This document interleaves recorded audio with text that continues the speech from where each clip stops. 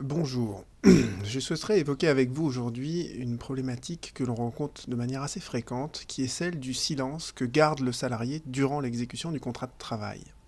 Et plus précisément, est-ce que le silence gardé par le salarié durant l'exécution du contrat de travail vaut acquiescement de sa part au comportement de l'employeur? Et la question se pose parce que la question, finalement, est de savoir est-ce que le salarié peut ensuite, devant le juge, reprocher à l'employeur des manquements alors que, durant toute l'exécution du contrat de travail, il s'est tu. Et il est vraiment sidérant de constater à quelle fréquence cet argument est soulevé devant le juge, et il est encore plus choquant de voir à quel point les juges se laissent berner par cet argument. Par exemple, en matière de harcèlement moral, on peut lire de manière assez récurrente dans les arrêts de cour d'appel que la situation qui a été décrite par le salarié comme constitutive du harcèlement moral n'en est pas réellement un, puisque en fait le salarié ne s'est jamais plaint durant l'exécution du contrat de travail de ce qu'il estime désormais être un harcèlement moral.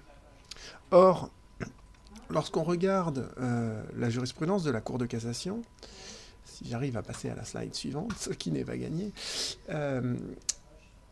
la Cour de cassation, très tôt, dès 1870, avait estimé que le silence ne peut valoir acceptation. Et cette solution, elle est fermement établie en droit des obligations, elle est réitérée encore le 24 mai 2005, et désormais, elle est codifiée à l'article 1120 du Code civil depuis la réforme du droit des obligations en 2016. En droit du travail, cette solution s'applique parfaitement. Et l'illustration qui est sans doute la plus connue, c'est l'arrêt Raquin.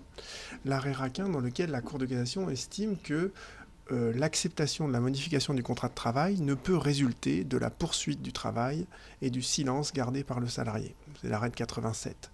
Et c'est une solution qui est constamment réaffirmée depuis. Je vous ai donné ici quelques illustrations jurisprudentielles de ce principe.